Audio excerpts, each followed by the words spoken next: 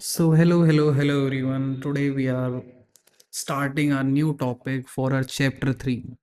सो आज के टॉपिक का नाम है इंटरनेट ऑफ थिंग्स। सो हम पढ़ेंगे कि इंटरनेट ऑफ थिंग्स क्या होती हैं, क्या किस काम आती है हमारी। इसमें हम सबसे पहले टर्म पढ़ेंगे कंप्यूटर नेटवर्क।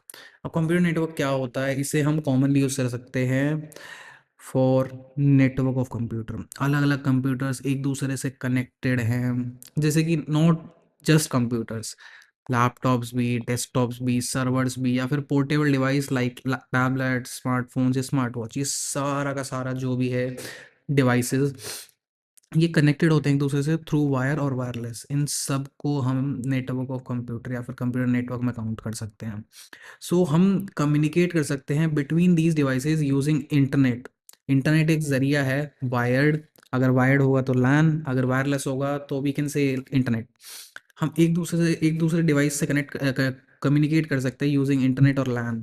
बट जैसे कि हमारे घरों में है, समझ लो हमारा जो बल्ब है या फिर फैन है, रेफ्रिजरेटर है, अगर वो भी इस नेटवर्क का पार्ट बने, कितना हमें फ़ायदा हो सकता है, हम कितनी ईज़िली काम कर सकते हैं।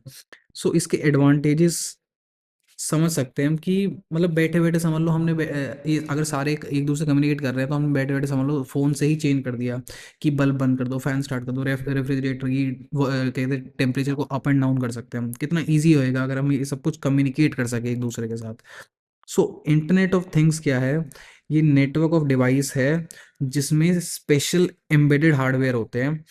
स्पेशल एम्बेडेड हार्डवेयर जैसे कि माइक्रो कंट्रोलर्स या फिर सॉफ्टवेयर होते हैं, जिसके यूज से हम कम्युनिकेट कर सकते हैं या फिर कनेक्ट और एक्सचेंज कर सकते हैं data with other devices on the same network. जैसा कि इस फिगर में है, ये सारे डिवाइसेस एक दूसरे से कनेक्टेड हैं थ्रू इंटरनेट ऑफ थिंग्स, जिससे एक दूसरे से कम्युनिकेट कर सकते हैं, डेटा एक्सचेंज कर सकते हैं। अब आजकल एक टिपिकल हाउस होल्ड में बहुत सारे डिवाइसेस हैं जिनमें एडवांस्ड हार्डवेयर होता है, जैसे कि मैंने बताया था माइक्रो कंट्रोलर्स और सॉफ्टवेयर्स होते हैं। ठीक है, अब इनका क्या काम होता है, इनका इनका मतलब फ़ायदा क्या होता है कि एडवांस हार्डवेयर और सॉफ्टवेयर होने का, ये सारे डिवाइस एक दूसरे से आइसोलेटेड होते हैं। ठीक है, अब इसके लिए मैक्सिमम ह्यूमन इंटरवेंशन चाहिए ताकि हम उसे ऑपरेट कर सके, इनपुट डेटा दे सके। अब आईओटी या फिर इंटरनेट ऑफ डेटा क्या करता है, ये सारे डिवाइसेस को एक दूसरे के साथ लाता है कि वो एक साथ काम करे, कोलैबोरेट करे और एक दूसरे को असिस्ट करे। ठीक है, एक दूसरे को असिस्ट करे, क्यों? In to create an intelligent network of things. ठीक है, जैसे कि एग्जांपल यहाँ पे दिया है, एक समझ लो माइक्रोवेव ओवन है हमारे पास, एक एयर कंडीशनर है, एक डोर लॉक है और एक सीसीटीवी कैमरा या फिर और भी डिवाइसेस हैं। अगर ये हम अनेबल कर दें कि सारा कुछ इंटरनेट से कनेक्टेड हो, तो हम रिमोटली कहीं से भी एक्सेस कर सकते हैं इनको। जैसे स्मार्टफोन से बैठे बैठे, लेट्स सपोज कि हमने डोर पे देखा कि लेट्स सपोज हमारे फैमिली मेम्बर्स आ गए, तो हमने डोर अनलॉक कर दिया, या फिर सीसीटीवी कैमरा से हम दूर से देख रहे हैं, लेट्स सपोज हो ना हो बट चोरी हो गई, तो सीसीटीवी कैमरा से देख सकते हैं। माइक्रोवेव ओवन में बैठे बैठे बेडरूम से हमने कुछ भी कर दिया, या बैठे बैठे एयर कंडीशन ऑन कर दिया, हमें खड़े नहीं जरूरत नहीं। ये सब कुछ ईजी हो सकता है। अब नेक्स्ट सब टॉपिक है इसका, web of things. It is similar to internet of things but इसमें थोड़े से चेंजेस हैं। Okay, internet of things allow करता है हमें to interact with different devices through internet. हम इंटरनेट के थ्रू अलग अलग डिवाइसेस से इंटरैक्ट कर सकते हैं with the help of smartphones और कंप्यूटर्स। इससे हमारा एक पर्सनल नेटवर्क क्रिएट हो जाता है। बट लेट सपोज हमारे पास N number of different devices हैं। ठीक है, हमारे पास N number of different devices हैं, मतलब 1 2 3 4 5 6 7 8 एन टाइम्स अलग अलग डिवाइसेस हैं। ठीक है, इनको क्या कहते हैं, ऑपरेट करने के लिए, यूज़ करने के लिए हमें इंस्टॉल करने पड़ेंगे an number of different apps. But अगर ये इतना मतलब हमें समझ लो, लेट्स सपोज 10 हमारे पास अलग अलग डिवाइस हैं, हम 10 ऐप्स डाउनलोड करें, हर किसी को अलग ऐप से ऑपरेट करना, ये थोड़ा कॉम्प्लिकेटेड नहीं हो रहा था? अब वेब क्या करता है, वेब अभी एज अ सिस्टम यूज हो रहा है to communicate with each other, है ना? हमें अलग अलग ऐप्स को डाउनलोड ना करना पड़े अलग अलग डिवाइसेस को ऑपरेट करने के लिए। इसके अलावा हम वेब को यूज़ कर सके, कितना कन्वीनियंट हो जाएगा, है ना? इसीलिए web of things WOT arise होता है, जो कि हमें अलाउ करता है to use web services to connect anything in the physical world besides human identities, है ना? ये हमारा एक तरीका है, ये हमें एक रास्ता देता है towards creating smart homes, smart offices and smart cities.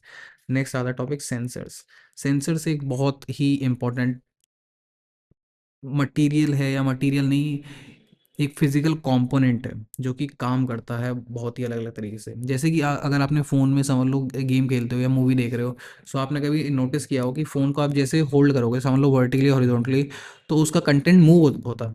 तो वो क्यों होता है? उसका रीज़न यही है कि सेंसर्स हमारे मोबाइल में, ये सब कुछ होता है due to the presence of two sensors.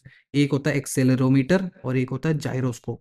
Accelerometer का काम क्या होता है? वो ओरिएंटेशन को डिटेक्ट करता है कि फ़ोन किस ओरिएंटेशन में है, और जाइरोस्कोप हमारा क्या डिटेक्ट करता है कि रोटेशन, फ़ोन किस हिसाब से रोटेट कर रहा है, हमारी twist of hands.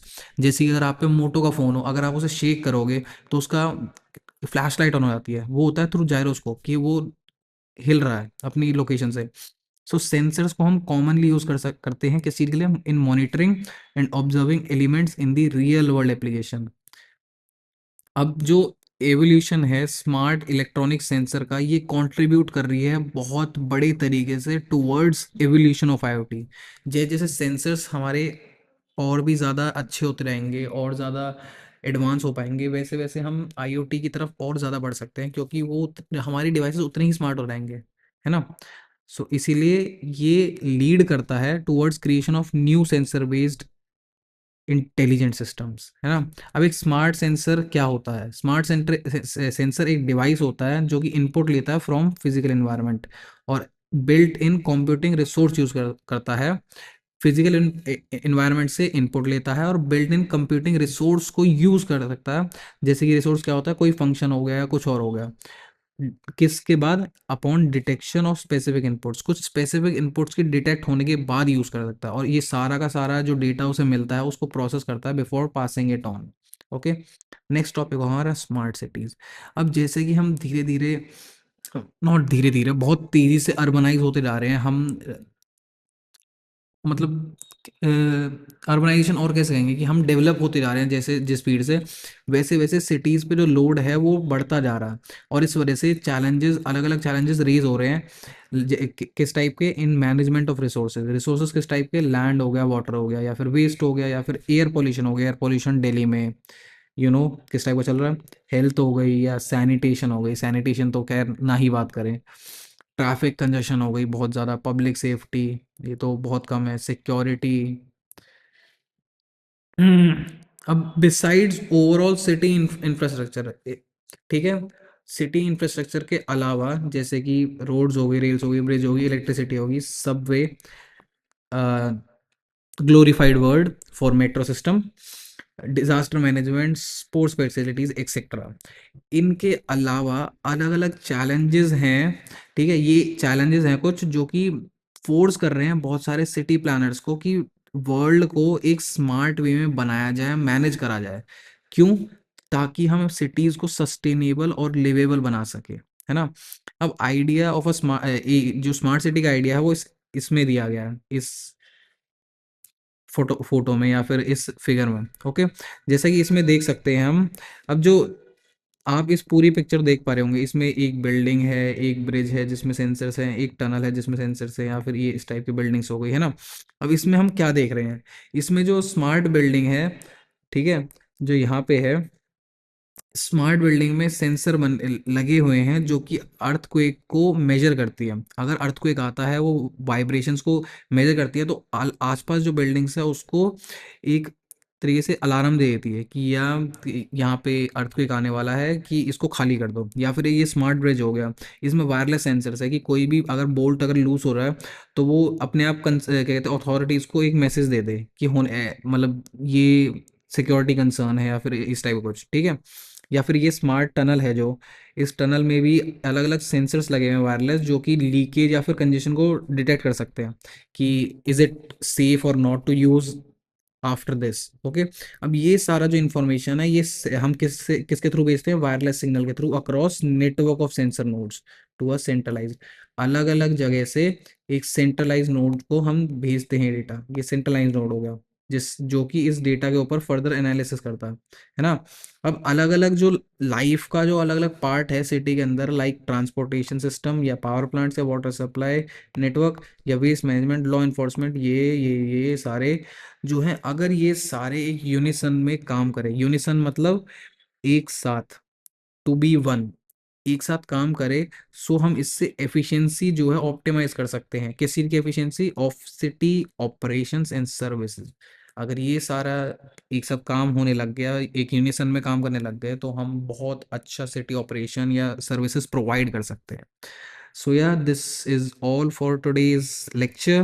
With in the next lecture हम पढ़ेंगे क्लाउड कंप्यूटिंग क्या होती है, हम उसे क्यों यूज कर सकते हैं। Okay, so I will see you in the next lecture. For this lecture,